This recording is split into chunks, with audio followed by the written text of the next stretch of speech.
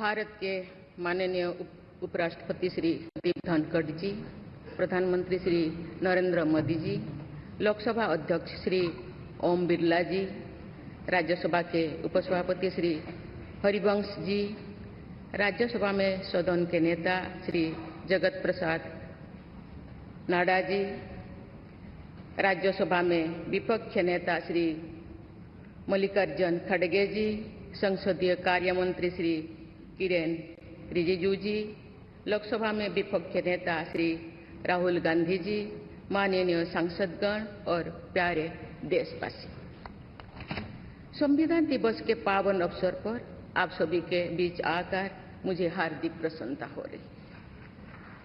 संविधान हमारे देश का सबसे पवित्र ग्रंथ है।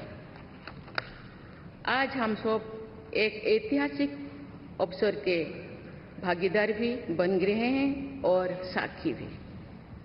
75 वर्ष पहले संविधान सदन के इसी केंद्रीय कक्ष में आज ही के दिन संविधान सभा ने नवस्वाधीन देश के लिए संविधान निर्माण का बहुत बड़ा कार्य संपन्न किया था।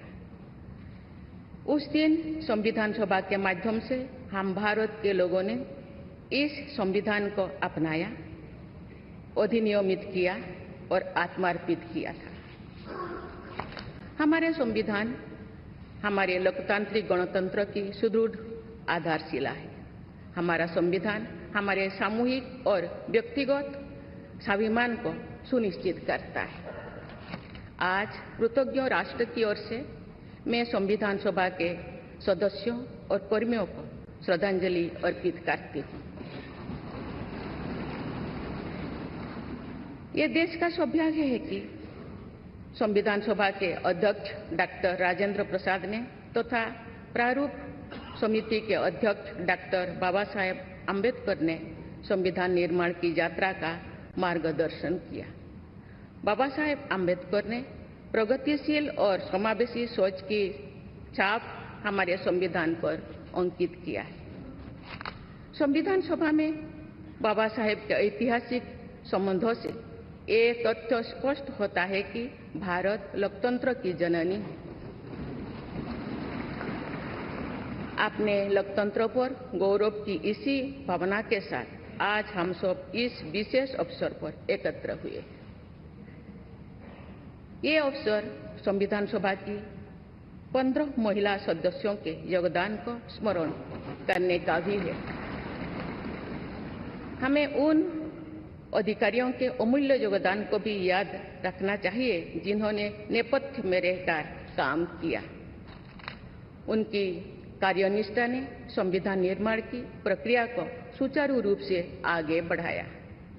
उनमें प्रमुख भूमिका श्री BN राव की थी, जो संविधान सभा के संवैधानिक सलाहकार थे। मैं संविधान सभा के सचिव श्री HBR अंगगर, संयुक्त सचिव श्री SN मुखर्जी और उप सचिव श्री जुगल किशोर खन्ना को भी उल्लेख करना चाहूंगी।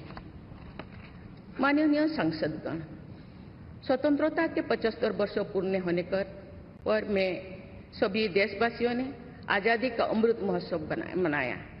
आगामी 26 जनवरी को हम अपने गणतंत्र की 75वें वर्षगांठ मनाएंगे। इस तरह के समारोह हमें अब तक की यात्रा का अवलोकन करने और आगे की यात्रा की बेहतर योजना बनाने के अवसर प्रदान करते हैं।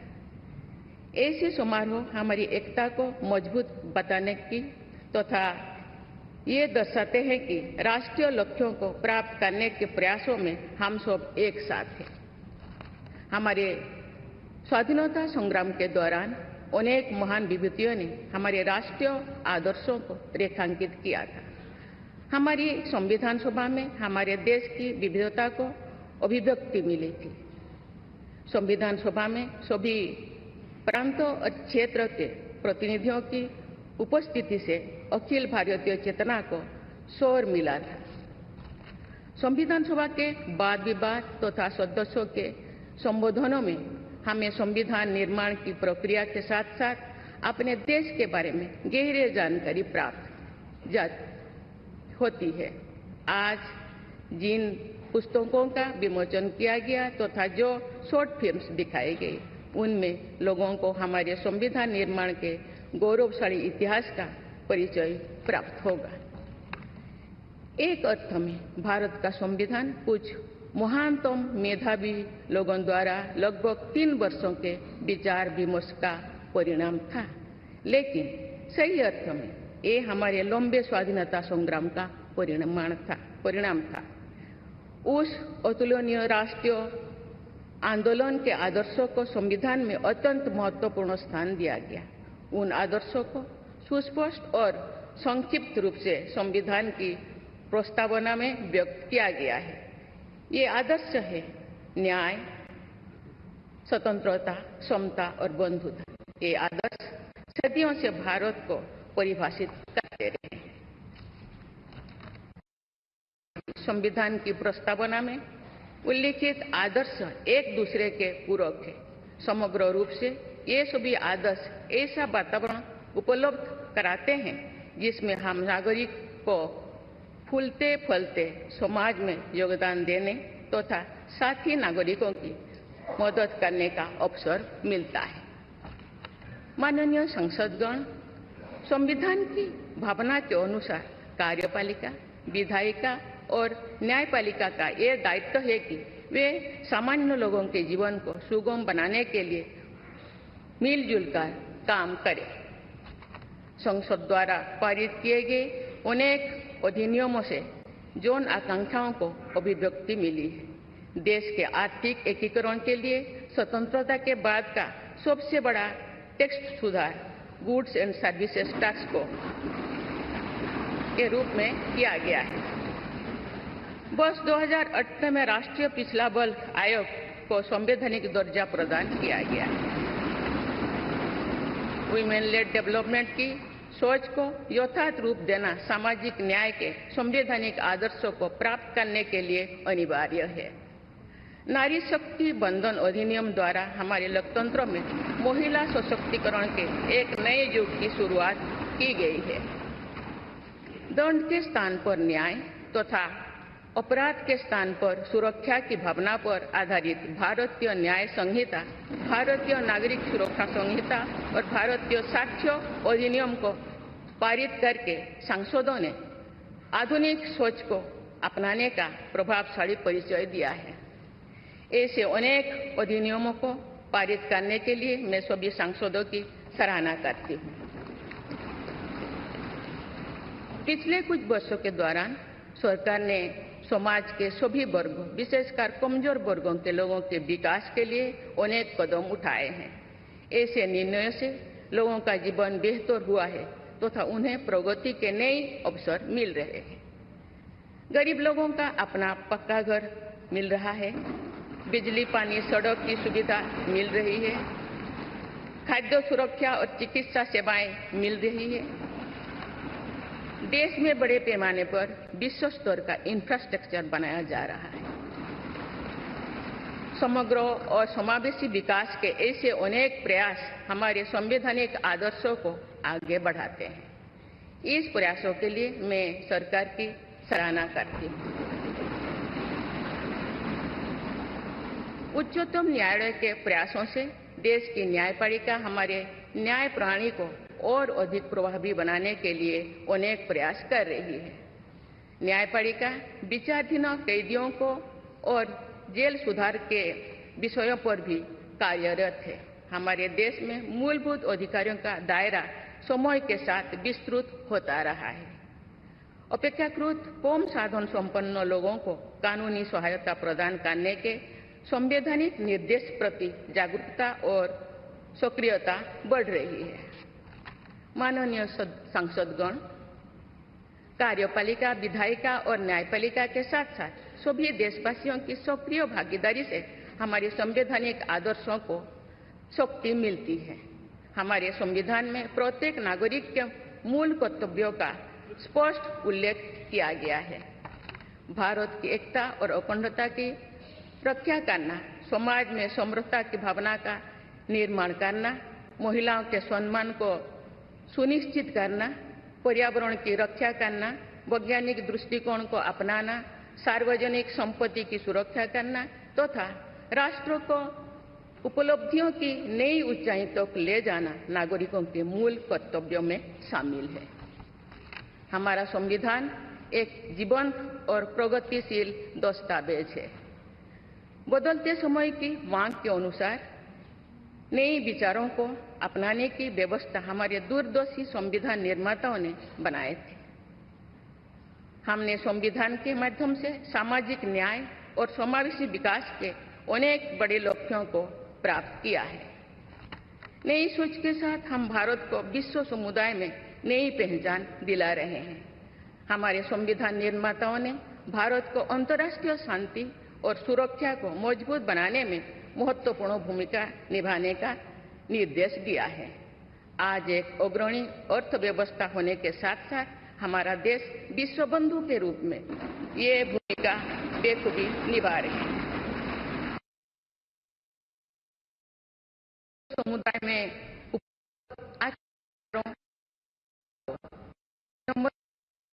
आत्मसात करने के लिए भी तत्पर रहते हैं। देश की जरूरतों के मुताबिक उत्कृष्ट विचारों और पद्धतियों को अपनाने की इसी भावना का उदाहरण हमारे संविधान निर्माता दूरदर्शी सदस्यों ने हमें एक प्रेरणादायक संविधान दिया जो अन्य देशों के लिए भी एक आदर्श साबित हुआ है।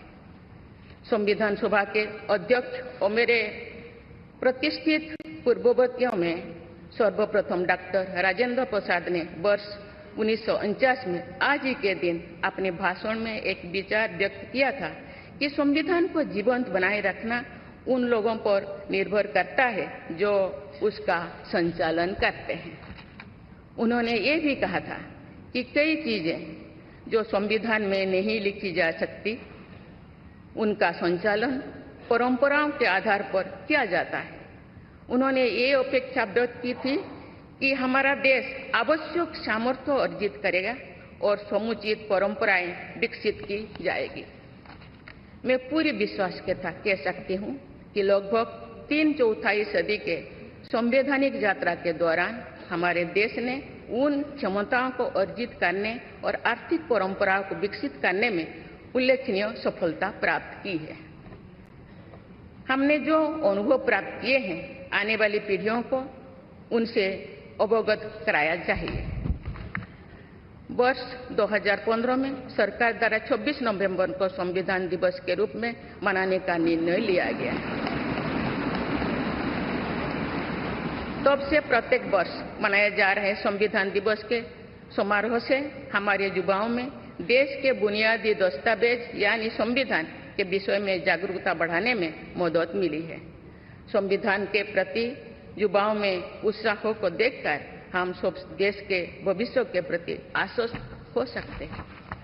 मैं सभी देशवासियों से अनुरोध करती हूं कि वे हमारे संवैधानिक आदर्शों को अपने आचरण में डालें, मूल कर्तव्यों का पालन करें तथा वर्ष 2047 तक विकसित भारत के निर्माण के राष्ट्रीय लक्ष्य के प्रति समर्पण के साथ आगे बढ़े।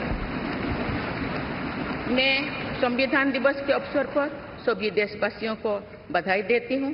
आप सभी को मेरा शुभकामनाएं। धन्यवाद। जय हिंद, जय भारत।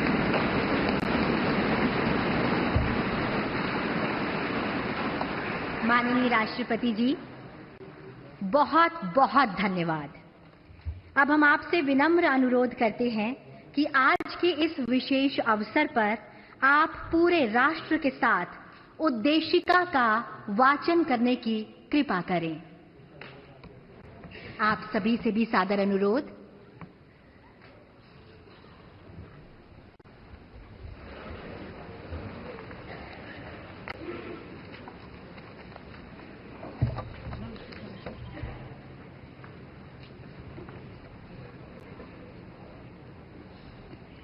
हम भारत के लोग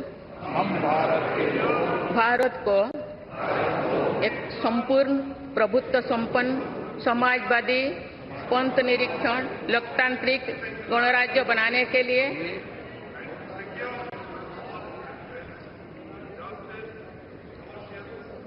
तथा उसके समस्त नागरिकों को सामाजिक, आर्थिक और राजनैतिक न्याय, विचार, अभिव्यक्ति, विश्वास, धर्म और उपासना की स्वतंत्रता, विश्वास, धर्म और उपासना की स्वतंत्रता, प्रतिष्ठा और अवसर की समता प्राप्त करने के लिए तथा उन सब में व्यक्ति की गरिमा और राष्ट्र की एकता और अखंडता सुनिश्चित करने वाली बंधुता बढ़ाने के लिए दृढ़ संकल्प होकर अपनी इस संविधान सभा में आज तारीख 26 नवंबर 1949 ईस्वी को एतद द्वारा इन संविधान को अंगीकृत, अधिनियमित और आत्मार्पित करते हैं।